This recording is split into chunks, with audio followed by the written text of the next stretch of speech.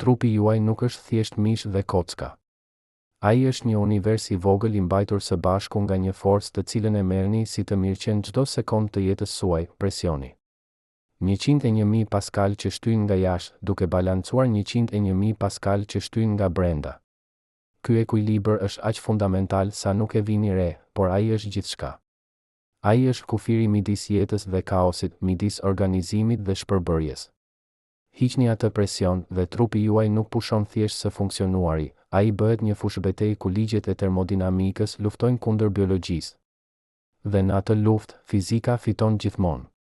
Brenda 3 sekondave, ajri shpërthen nga mushkëritë tuaja me forcën e një eksplodimi të brendshëm. Brenda 5 sekondave, lëngjet në trupin tuaj fillojnë të vlojnë në 37 gradë Celsius, temperatura normale e trupit tuaj.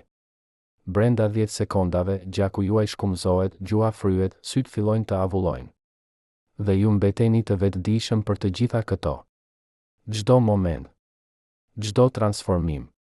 A e dini se çfarë do të thotë të ndiheni duke u shndërruar në gaz? A mund ta imagjinoni momentin kur trupi juaj pushon së qeni juaj dhe bëhet një demonstrim i ligjeve të fizikës? Kjo nuk është fantazi shkencore. Kjo është realiteti i dokumentuar, i matur, i testuar, ndonjëherë aksidentalisht, ndonjëherë me sakrificë. Sot, ju do ta kuptoni pse hapësira është vendi ku ekzistenca jonë zhvishet nga iluzionet e saj dhe mbetet e zhveshur përpara ligjeve absolute të natyrës. Të gjithë mendojnë se hapësira ju vret duke ju mbytur. Kjo është një gënjeshtër që filmat ja kanë shitur imagjinatës sonë. E vërteta është shumë më e çuditshme, më e dhimbshme, më filozofike. Hapësira nuk ju mbytet, ajo ju transformon. Ajo ju kthen nga një qenie e ngurtë, e organizuar, biologjike në një re molekulash që dikur ishin ju. Dhe procesi fillon menjëherë, jo me mungesën e oksigjenit, por me diçka shumë më thelbësore, mungesën e presionit. Çdo herë që hapni një derë dhe ndjeni një erë të lehtë, ju po përjetoni një ndryshim presioni. Çdo herë që veshët tuaj kërcasin në një avion apo në një ashensor të shpejtë, trupi juaj po përshtatet me një botë të re presioni. Këto janë ndryshime të vogla, disa përqind, jo më shumë. Trupi juaj i kompenzon ato pa u menduar, me një elegancë që nuk e vlerësojmë kurrë. Por hapësira nuk ofron ndryshime të vogla. Ajo ofron një rënje nga 101.000 Pascal në zero absolute. Është si të zhyteni në pikën më të thellë të oqeanit paqësor, ku presioni është 1100 herë më i madh se në sipërfaqe dhe pastaj, në një sekond të vetme, të teleportoheni në një vend ku presioni nuk ekziston fare. Imagjinoni një akuarium. Brenda tij, peshqit notojnë të qetë, të mbrojtur nga qelçi. Uji brenda është në ekuilibër me ajrin jashtë. Tani, thani atë qelç. Çfarë ndodh? Uji derdhet, por peshqit nuk eksplodojnë, ata thjesht nuk mund të marrin frymë. Por nëse do të mund të merrnit atë akuarium dhe ta vendosnit në vakuum, diçka shumë më dramatike do të ndodhte. Uji nuk do të derdhej, ai do të vlonte menjëherë, duke u kthyer në avull. Peshqit nuk do të mbyteshin, ata do të shpërbëheshin. Kjo është diferenca midis mungesës së ajrit dhe mungesës së presionit. Njëra ju lë të vdisni ngadalë. Tjetra ju transformon.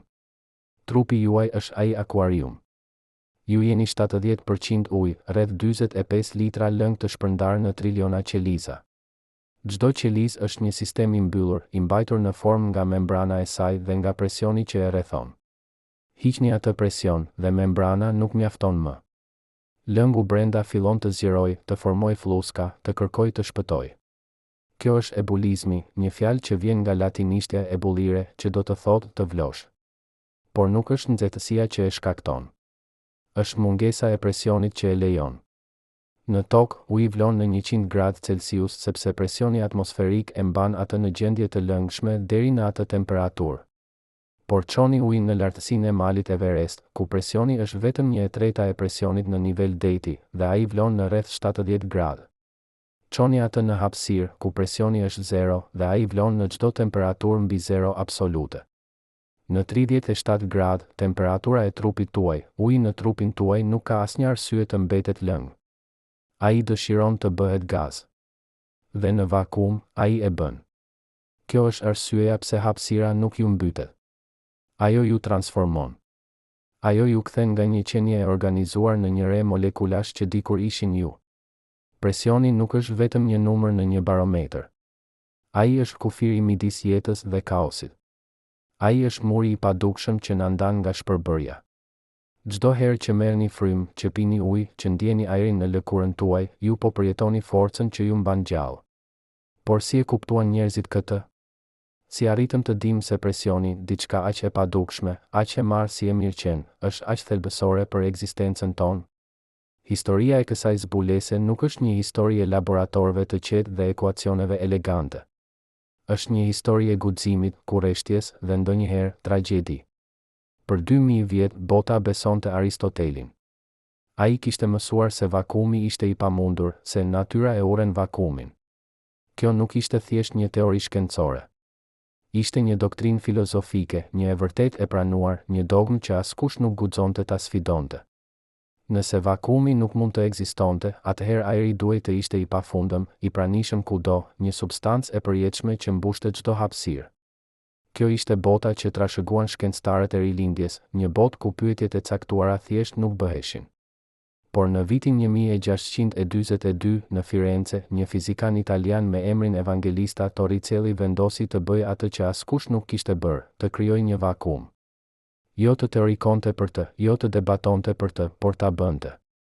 Ai mori një tubë qelçi të gjatë rreth 1 metër, e mbylli në njërin skaj, e mbushi plotësisht me mërkur dhe e ktheu përmbys në një tas të mbushur me mërkur.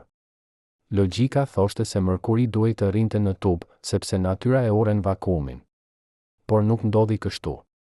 Mërkuri ra. Jo plotësisht, por ra. Ai u stabilizua në një lartësi prej rreth 750 mm. Dhe mbi të, në majë të tubit, ishte një hapësirë. Një hapësirë bosh. Një vakum. Torricelli e kuptoi menjëherë se çfarë kishte bërë. Ai nuk kishte thjesht krijuar një vakum, ai kishte provuar se ajri ka peshë. Mërkuri nuk rrinte në tub për shkak të ndonjë force mistike. Ai rrinte sepse ajri jashtë tubit po e shtyte mërkurin në tas, dhe ai presion po e mbante mërkurin lart në tub. Lartësia e mërkurit ishte një matje e peshës së ajrit. Torricelli kishte shpikur barometrin, instrumentin e parë që mat diçka të padukshme. Por zbulimi i tij shkaktoi skandal. Kisha e akuzoi për herezin. Filozofët e quajtën një mashtrim. Si mund të ekzistonte vakumi kur Aristoteli kishte thënë se nuk mund? Torricelli u përgjigj me një thjeshtësi që ishte revolucionare: ne jetojmë në fund të një oqeani ajri. Ajri, tha ai, nuk është i pafundëm. Ai ka lartësi. Dhe mbi atë lartësi është vakumi i hapësirës. Ai vdiq 3 vjet më vonë, në moshën 43 vjeç, pa parë kurrë se sa thellë do të shkonte zbulimi i tij. Por puna e tij nuk vdiq me të. Në Francë, një matematikan dhe filozof me emrin Blaise Pascal dëgjoi për eksperimentin e Torricellit dhe pa diçka që të tjerët nuk pan, një mënyrë për ta testuar. Nëse ajri ka peshë, arsyetoi Pascal, atëherë sa më lart të shkoni, aq më pak ajër duhet të ketë mbi ju, dhe aq më i ulët duhet të jetë presioni. Në vitin 1647, ai dërgoi vëllain e tij, Florin, në majë të Puy d'Edme, një mal pothuajse 1500 metra i lartë në Francën qendrore, me një barometër të Torricellit. Florin u ngjit. Dhe ndërsa ngjitej, mërkuri ra. Në bazë të malit, ai ishte në 750 mm. Në maj, ai ishte rënë në 680 mm. Diferenca ishte e qartë, e matshme, e përsëritshme. Pascal kishte provuar se ajri ka lartësi të kufizuar. Atmosfera nuk është e pafundme, ajo hollësohet me lartësinë. Dhe përtej saj është vakumi. Por çfarë do të thotë kjo për qenjet e gjalla? Kjo pyetje nuk u bë urgjente derisa njerëzit filluan të ngjiten, në male, në balona, në aeroplan. Çdo herë që dikush shkonte më lart, trupi i tyre përjetonte diçka të çuditshme. Në lartësi të moderuara ishte thjesht lodhje, frymëmarrje e rëndë. Por në lartësi ekstreme, diçka më e keqe ndodhte. Në shekullin e 19, alpinistët që ngjiteshin në majat më të larta të Alpeve raportonin simptoma të çuditshme, marrje mendsh, konfuzion, halucinacione. Disa vdisnin pa asnjë arsye të dukshme. Mjekët e quajtën këtë sëmundjen e maleve, por nuk e kuptonin se çfarë e shkaktonte. Ata mendonin se ishte i ftohti, ose lodhja, ose diçka në ajrin e maleve. Askush nuk e kuptoi se ishte presioni, ose mungesa e tij. Në luftën e parë botërore, pilotët që fluturonin në lartësi të mëdha pa oksigjen shtesë përjetonin të njëjtat simptoma. Disa humbën vetdijen dhe rrëzohen. Të tjerët bën gabime fatale sepse truri i tyre nuk po funksiononte. Kjo ishte hipoksia, mungesa e oksigjenit në tru. Por ishte edhe diçka tjetër, trupi i tyre po përjetonte presion të ulët dhe po fillonte të reagonte. Në vitet 30, kur njerëzit filluan të ëndërronin për fluturime në hapësirë, pyetja u bë kritike: çfarë ndodh me një njeri në vakum? A mund të mbijetojë dikush, qoftë edhe për disa sekonda? Apo trupi njerëzor do të shpërthente menjëherë si një balon i mbingarkuar? Askush nuk e dinte. Dhe mënyra e vetme për ta zbuluar ishte ta testonte. Por si mund ta testojë dikush këtë pa vrarë njerëz? Përgjigjja erdhi nga një burim i papritur: aksidente. Në vitet 50 dhe 60, ndërsa programet hapësinore të Shteteve të Bashkuara dhe Bashkimit Sovjetik po zhvilloheshin me shpejtësi, aksidentet ishin të pashmangshme. Dhe çdo aksident mësoi diçka. Në vitin 1960, në një dhomë testimi të NASA-s në Houston, një teknik me emrin Jim LeBlanc po testonte një kostum hapësinor. Dhoma ishte një cilindër i madh metalik që mund të pompojë për të simuluar vakumin e hapësirës. LeBlanc ishte brenda, i veshur me kostumin, ndërsa inxhinierët jashtë ulin presionin gradualisht. Gjithçka shkonte mirë derisa, në një lartësi ekuivalente me rreth 37.000 metra, një tub në kostum dështoi. Presioni brenda kostumit ra menjëherë në pothuajse zero. LeBlanc kujtoi më vonë: gjëja e fundit që mbaj mend është se ndjeva pështymën në gjuhën time të fillonte të vlonte. Pastaj ai humbi vetdijen. Inxhinierët jashtë panë se çfarë po ndodhte dhe filluan menjëherë të rikthejnë presionin. Por duheshin 14 sekonda gjatë të cilave LeBlanc ishte në kushte pothuajse identike me hapësirën. Kur presioni u rikthye dhe ai u zgjua, ai ishte i shokuar por i gjallë. Ai kishte përjetuar ebulizmin, vlimin e lëngjeve në trupin e tij për shkak të presionit të ulët. Ai kishte ndjer gjuhën e tij të fryet, kishte ndjer ajrin të shpërthejë nga mushkëritë e tij. Por ai kishte mbijetuar sepse ekspozimi kishte qenë i shkurtër, vetëm 14 sekonda. Mjaft për të dëmtuar, por jo mjaft për të vrarë. Ky aksident dhe të tjerë si ai i mësuan shkencëtarët diçka thelbësore: trupi njerëzor nuk eksplodon në vakum. Lëkura është mjaft e fortë për të mbajtur gjithçka brenda. Por kjo nuk do të thotë se trupi mbetet i paprekur. Ai transformohet. Ai fryhet, shkumëzohet, avullohet, por mbetet i njohshëm. Kjo është ndoshta më e tmerrshme se eksplodimi. Sepse ju mbeteni ju, vetëm një version i shkatëruar i asaj që ishi. Tani, le të zbresim në mekanikën e asaj që ndodh. Le të shohim, sekond për sekond, se si trupi juaj reagon kur ai ekuilibër thyet. Kjo nuk është për të qenë morbide, është për të kuptuar se sa delikate është ekzistenca jonë, dhe sa të fuqishme janë ligjet që na mbajnë së bashku. Imagjinoni një shishe plastike të mbyllur, e mbushur me ajër. Brenda saj, ajri shtyn me forcë kundër mureve. Jashtë, ajri atmosferik shtyn prapa me forcë të barabartë. Shishja ruan formën e saj. Tani, çoni atë shishe në hapësirë. Presioni i jashtëm zhduket. Çfarë ndodh? Ajri brenda zgjeroi me forcë, duke shtyrë muret e shishes derisa ajo fryhet, deformohet dhe përfundimisht plas. Trupi juaj është ajo shishe, por shumë më kompleks, shumë më delikat. Sekonda 0, ju jeni në hapësirë. Presioni rreth jush ka rënë në 0. Presioni brenda jush është ende një atmosferë. Diferenca është absolute. Trupi juaj nuk e kupton ende plotësisht se çfarë po ndodh. Por fizika tashmë ka filluar punën e saj. Çdo qelizë, çdo lëng, çdo gaz në trupin tuaj është tani në një gjendje të paqëndrueshme. Ekuilibri është thyer. Sekonda 1 deri në 2, ajri në mushkëritë tuaja, që është në presion më të lartë se vakumi përreth, fillon të zgjerojë me forcë. Nëse mbani frymën, mushkëritë tuaja do të dëmtohen menjëherë. Alveolat, qeset e vogla ajri ku ndodh shkëmbimi i oksigjenit, do të shyeshin si balona të mbingarkuar. Por instinkti juaj është të lëshoni frymën, dhe kjo është gjëja e duhur. Ajri del me forcë, si një erë e brendshme që ju zbraz. Ju ndjeni një tërheqje të fortë në gjoks, një ndjenjë sikur diçka po ju thith nga brenda. Sekonda 3 deri në 5, tani fillon ebulizmi. Lëngjet në sipërfaqen e trupit tuaj, uji në gojën tuaj, në sy, në sipërfaqen e lëkurës, fillojnë të kalojnë nga gjendje e lëngshme në gjendje të gas. Jo të vlojnë në kuptimin tradicional, me fluska që ngrihen dhe plasen, por të avullojnë direkt, duke u kthyer në avull. Ju ndjeni një ftoje të çuditshme në gjuhë, sikur dikush po e fshi me alkool. Sytë tuaj fillojnë të thahen me shpejtësi të pabesueshme, sikur po shikoni në një erë të fortë. Kjo nuk është dhimbje ende, është vetëm një ndjenje e çuditshme, e huaj, sikur trupi juaj po bëhet diçka tjetër. Çdo herë që dilni nga një pishin në një ditë me erë, ju ndjeni ftoje ndërsa uji avullohet nga lëkura juaj. Kjo ndodh sepse avullimi merr energji, çdo molekul uji që kalon nga lëng në gaz merr nxehtësi nga trupi juaj. Në hapësirë, ky proces ndodh 100 herë më shpejt në çdo sipërfaqe të lagësht të trupit tuaj. Ju po ftoheni nga brenda, jo nga i ftohti i hapësirës, por nga vetë procesi i shpërbërjes. Sekonda 5 deri në 10, gjaku juaj fillon të shkumëzoj. Jo gjithë gjaku, vetëm ai në sipërfaqe, në kapilarët e lëkurës, në indet e buta. Azoti i tretur në gjak, i njëjti azot që shkakton sëmundjen e zhytësit, kur zhytësit ngjiten shumë shpejt, fillon të formojë fluska. Trupi juaj fryhet. Jo dramatikisht, por në mënyrë të dukshme. Ju bëheni rreth 50% më i madh se normalisht. Duart tuaja duken si dora me dorashka, fytyra juaj fryhet, barku juaj zgjeroi. Kjo nuk është dhimbje ende, por është tmerr. Ju e shihni trupin tuaj të ndryshoj formë përpara syve tuaj dhe nuk mund të bëni asgjë për ta ndaluar.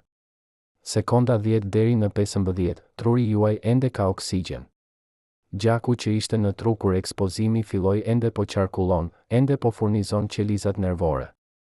Ju jeni ende të vetëdijshëm. Dhe tani, dhimbja fillon.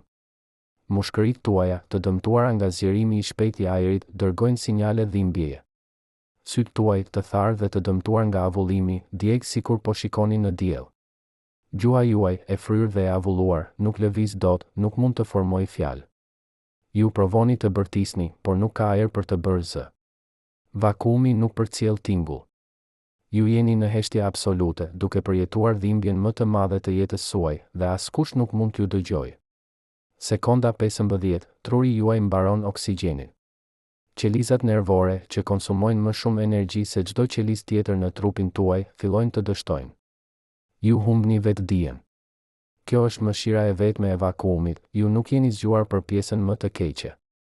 Por trupi juaj vazhdon të shpërbëhet. Pas 30 sekondave, gjaku juaj është kaq i shkumëzuar sa zemra juaj nuk mund ta pompojë dot. Qarkullimi ndalet. Qelizat në trupin tuaj, të privuara nga oksigjeni dhe lëndët ushqyese, fillojnë të vdesin. Pas 1 minute, temperatura e trupit tuaj fillon të bjerë, jo nga i ftohti i hapësirës, por nga avullimi i vazhdueshëm i lëngjeve.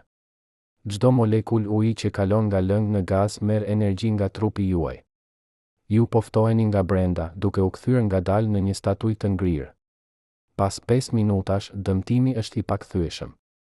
Edhe nëse ju kthehen në presion normal, qelizat tuaja janë shkatëruar. Indet janë të dëmtuara përtej riparimit.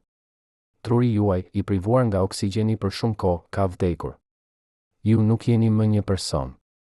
Ju jeni një objekt, një demonstrim i ligjeve të termodinamikës. Por këtu është pjesa më e çuditshme, më e tmerrshme, trupi juaj nuk eksplodon. Lëkura juaj, ajo shtresë e holl i nesh që e merrni si të mirëqen, është mjaft e fortë për t'ju mbajtur së bashku. Ju nuk shpërtheni si një balon. Ju fryeni, shkumëzoheni, avulloheni, por mbeteni një trup i njohshëm. Kjo është ndoshta më e tmerrshme se eksplodimi. Sepse ju mbeteni ju, vetëm një version i shkatëruar, i fryrë, i ngrirë i asaj që ishit. Dikush që ju njihte do të mund t'ju njihte ende. Dhe kjo është tmerri i vërtet i vakuumit. Presioni nuk është vetëm një numër në një barometër. Ai është kufiri midis jetës dhe kaosit. Ai është muri i padukshëm që na ndan nga shpërbërja. Çdo herë që merrni frymë, që pini ujë, që ndjeni ajrin në lëkurën tuaj, ju po përjetoni forcën që ju mban gjallë. Dhe hapësira është vendi ku ai mur zhduket, ku ajo forcë largohet, ku trupi juaj mbetet i zhveshur përpara ligjeve absolute të natyrës. Por çfarë ndodh në nivelin ku syri nuk sheh? Çfarë ndodh kur zbritemi përtej indeve, përtej qelizave, në botën e molekulave dhe forcave që i mbajnë ato së bashku? Këtu, në këtë peizazh të padukshëm, fshihet e vërteta më e thellë e asaj që quajmë jetë. Sepse trupi juaj nuk është thjesht një koleksion organesh. Ai është një arkitekturë e hollë forcash që shtyjnë dhe tërheqin, që ekuilibrojnë dhe kundërshtojnë njëra tjetrën çdo milisekond të ekzistencës suaj. Dhe kur presioni i jashtëm zhduket, kjo arkitekturë nuk thjesht dështon, ajo kthehet kundër vetes. Imagjinoni një urë të varur mbi një gryg. Kabllot e saj janë të tendosura në ekuilibër të përsosur, secili tërheq kundër tjetrit, duke mbajtur strukturën të qëndrueshme, ndërsa kamion të rënd kalojnë çdo ditë. Tani, pritni njërin kabllo. Çfarë ndodh? Ura nuk bie ngadalë, ajo shembet në një kaskadë dështimesh, ku çdo kabllo që mbetet merr më shumë peshë se sa mund të mbajë, duke u thyer një pas tjetrit si domino metalike. Trupi juaj në vakum është ajo urë. Dhe presioni atmosferik është kablloja që sapo u prit. Çdo herë që kaloni mbi një urë të varur dhe ndjeni dridhjen e saj të lehtë nën këmbët tuaja, ju po përjetoni atë ekuilibër delikat të forcave. Çdo kabllo, çdo tra, çdo gosht punon së bashku për t'ju mbajtur të sigurt. Trupi juaj është i ndërtuar me të njëjtin parim, por në vend të qelikut, ai përdor presion. Në nivelin molekular, çdo qelisë në trupin tuaj është e mbyllur nga një membran, një shtresë dyfish lipidesh aq e hollë sa një molekul uji duket si një shkëmb krahasuar me të. Kjo membran nuk është një mur i fortë prej tullash. Ajo është një lëng, një oqean mikroskopik ku proteinat notojnë si anije, duke transportuar lëndë brenda dhe jashtë, duke hapur dhe mbyllur kanale, duke ruajtur ekuilibrin që quhet jetë. Çfarë e mban këtë membran të tërë? Jo forca kimike e fortë, ato janë shumë të dobëta në këtë shkallë. Është ekuilibri i presionit.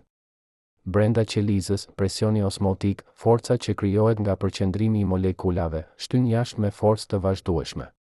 Jashtë qelizës, presioni i lëngjeve të trupit shtyn brenda me forcë të barabartë. Këto dy forca janë në luftë të vazhdueshme dhe paqja e tyre është ajo që quajmë jetë. Çdo herë që një qelizë në trupin tuaj thith një molekul sheqeri, që lëshon një molekul mbeturinash, ajo po ribalancojnë këtë luftë. Kjo ndodh triliona herë në sekond, në çdo qelizë, pa u ndalur kurrë. Është si një tregtar që numëron para në një treg të shurmshëm. Çdo monedhë që hyn duhet të balancojë me një monedhë që del, çdo transakcion duhet të jetë i saktë. Trupi juaj është ai tregtar, duke numëruar molekula në vend të monedhave, duke ruajtur bilancin që ju mban gjallë. Tani, hiqni presionin e jashtëm. Çfarë ndodh me atë ekuilibër? Presioni osmotik brenda qelizës nuk ndryshon, ai ende shtyn jashtë me të njëjtën forcë. Por presioni jashtë qelizës bie në zero. Nuk ka më kundërshtim. Qeliza fillon të fryhet. Membrana, ajo shtresë e hollë molekulash, tërhiqet si një balon që po fryn në duart e një fëmije. Dhe si çdo balon, ka një kufi për sa mund të tërhiqet para se të shyehet. Disa qeliza mbietojnë. Ato me mure më të forta, qelizat e kockave, qelizat e dhëmballëve, rezistojnë si fortesa të vogla.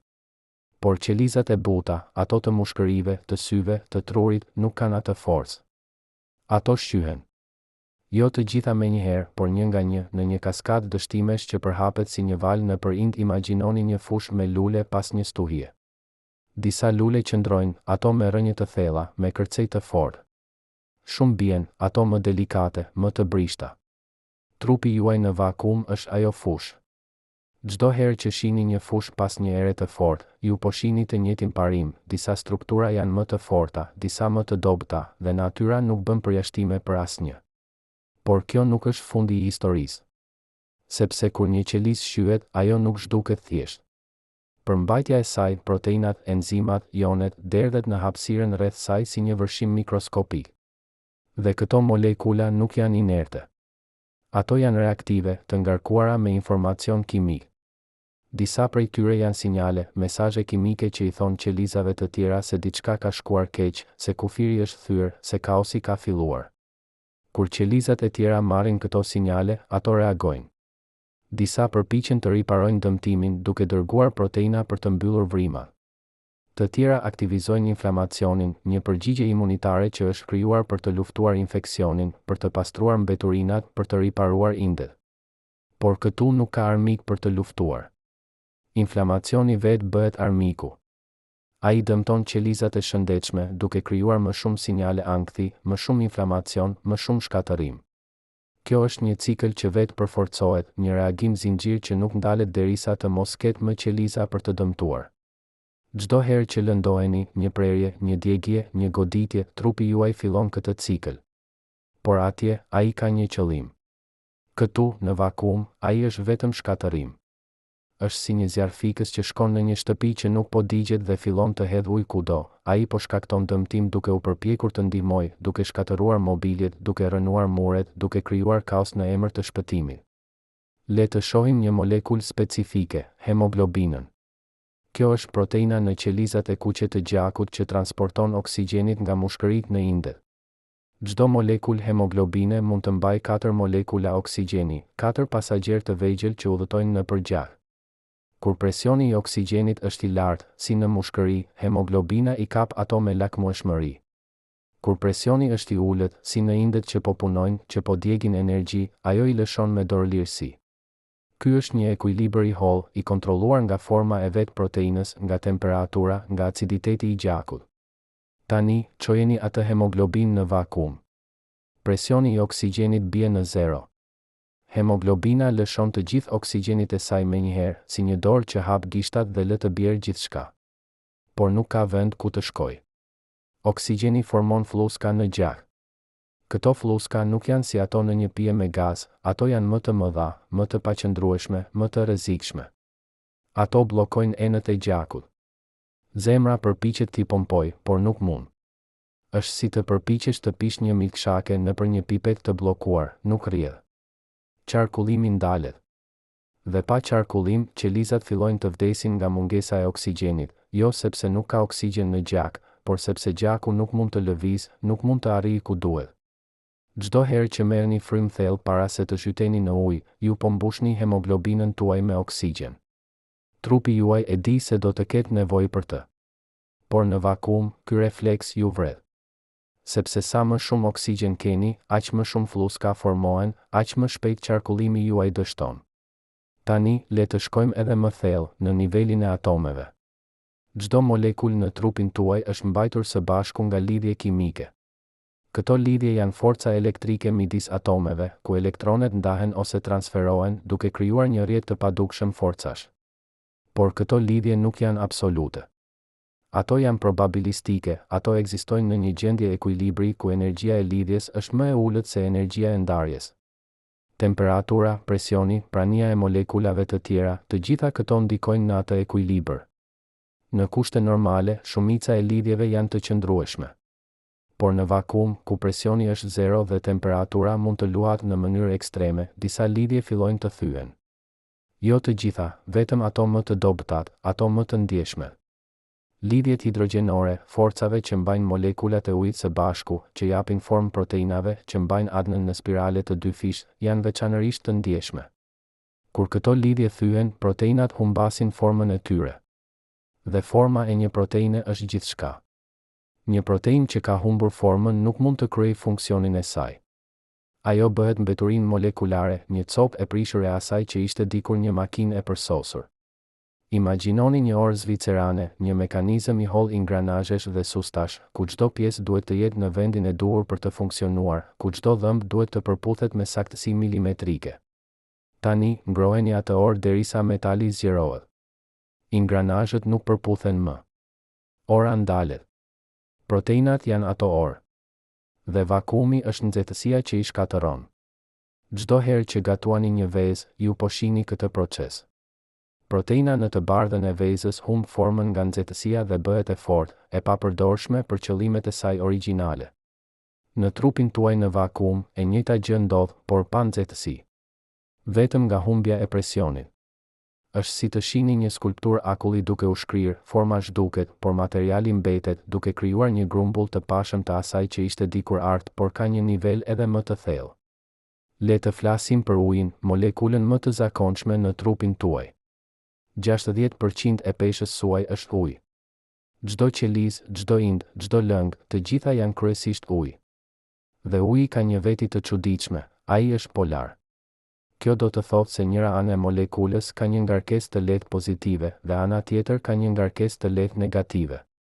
Kjo polaritet e bën ujin një tretës të shkëlqyer, ai mund të shpërbëjë kripëra, sheqerna, proteina. por gjithashtu e bën atë shumë të ndjeshëm ndaj presionit. Në presion normal, molekulat e ujit janë të lidhura së bashku nga lidhje hidrogjenore, një rrjet i holl forcash që i mban ato në gjendje të lëngët. Në presion të ulët, këto lidhje thyen më lehtë. Uji kalon nga lëng në gaz, avullim. Por ky avullim nuk është i njëtrajtshëm. Ai fillon në sipërfaqe, në lëkurë, në sy, në gjuhë. Pastaj përhapet brenda, duke ndjekur gradientin e presionit si një valë e padukshme. Çdo molekul uji që avullon merr energji nga molekulat rreth saj. Kjo është arsyeja pse djersitja ju ftohet, avullimi merr nxehtësi nga lëkura juaj. Por në vakum, ky proces është aq i shpejtë sa trupi juaj nuk mund të kompensojë. Ju po humbisni nxehtësi më shpejt se sa mund ta prodhoni. Temperatura juaj bie. Jo nga i ftohti i hapësirës, hapësira nuk është e ftohtë në kuptimin tradicional, sepse nuk ka molekula për të transferuar nxehtësi. Ju po ftoheni nga brenda, nga vetë procesi i shpërbërjes suaj. Çdo herë që dilni nga një pishin dhe ndjeni erën të ftohet lëkurën tuaj, ju po përjetoni një version të butë të këtij procesi. Uji në lëkurën tuaj po avullon duke marrë nxehtësi. Por atje, ai është një mekanizëm ftoje. Këtu, në vakum, ai është një mekanizëm vdekjeje. Presioni nuk është vetëm një numër, është kufiri midis jetës dhe kaosit. Dhe në vakum, ai kufi zhduket në një sekondë. Tani, le të lidhim të gjitha këto nivele së bashku.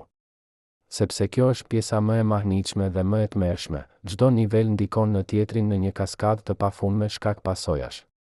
Çfarë ndodh në nivelin atomik shkakton çfarë ndodh në nivelin molekular. Çfarë ndodh në nivelin molekular shkakton çfarë ndodh në nivelin qelizor. Çfarë ndodh në nivelin qelizor shkakton çfarë ndodh në nivelin e indeve. Dhe çfarë ndodh në nivelin e indeve shkakton çfarë ndodh në nivelin e organeve. Kjo është një kaskadë, një reagim zinxhir që fillon me një ndryshim të thjeshtë në presion dhe përfundon me shpërbërjen e plotë të një organizmi të gjallë. Imagjinoni një rresht dominos. Rrëzoni të parin dhe të gjithë të tjerët bien në një sekuencë të parashikueshme. Por trupi juaj nuk është një rresht i thjeshtë, ai është një rrjet tredimensional i dominos, ku secili mund të rrëzojë dhjetëra të tjerë, ku çdo rënje krijon valë të reja rënjesh. Kur presioni bie, domino i parë bie. Dhe pastaj, në një kaskadë që përhapet me shpejtësinë e dritës nëpër indet tuaja, të gjithë të tjerët ndjekin.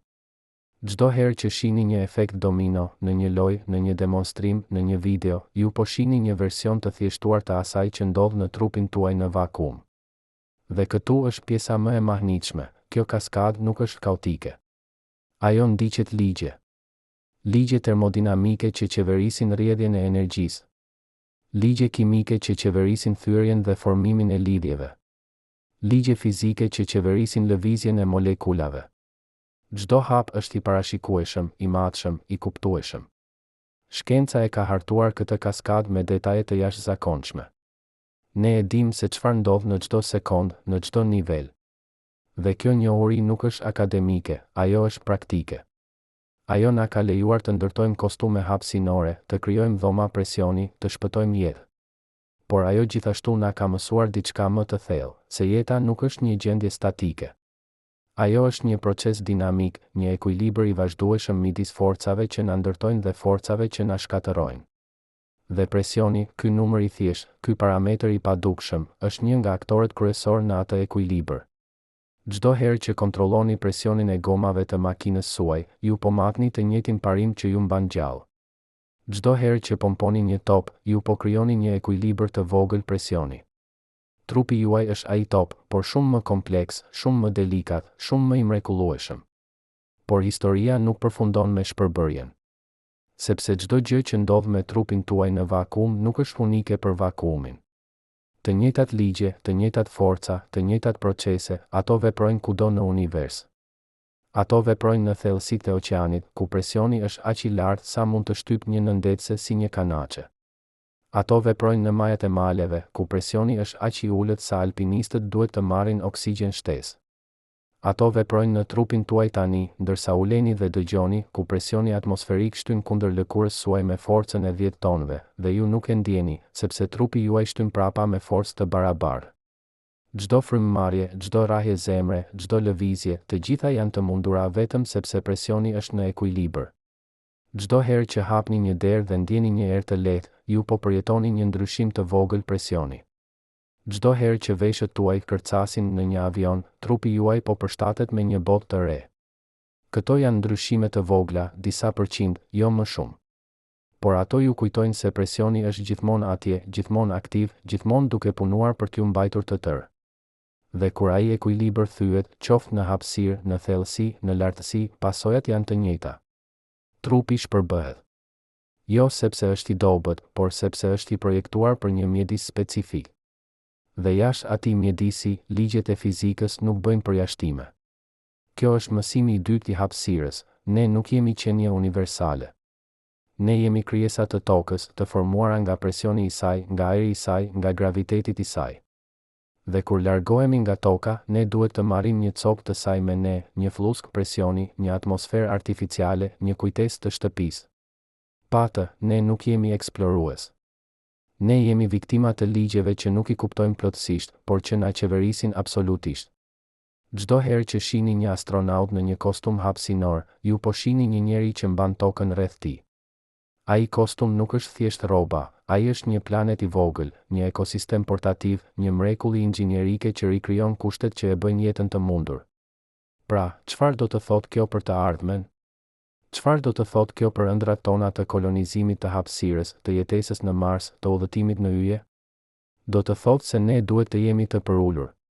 Do të thotë se ne duhet të respektojmë ligjet që na mbajnë gjallë. Do të thotë se çdo hap që marrim përtej tokës duhet të jetë i mbrojtur nga njohuria, nga teknologjia, nga kujdesi. Sepse hapësira nuk fal. Ajo nuk negocion. Ajo thjesht është një shkretëtirë e pafundme ku ligjet e fizikës sundojnë absolute. Dhe ne, krijesat e vogla të një planeti të vogël, duhet të mësojmë të jetojmë me këto ligje, ose të vdesim duke i injoruar ato. Çdo herë që shihni një yll në qiell, ju po shihni një vend ku këto ligje veprojnë me forcë absolute. Çdo herë që ëndërroni për udhëtime hapësinore, kujtoni, hapësira është e bukur, por ajo është gjithashtu e pamëshirshme. Dhe presioni, ky numër i thjeshtë që e merrni si të mirëqen, është gjithçka që qëndron midis jush dhe kaosit. Presioni nuk është vetëm një numër, është kufiri midis jetës dhe kaosit. Dhe në vakum, ai kufi zhduket përgjithmonë. Në vitin 1965, një inxhinier sovjetik me emrin Aleksej Leonov u bë njeriu i parë që ecte në hapësirë.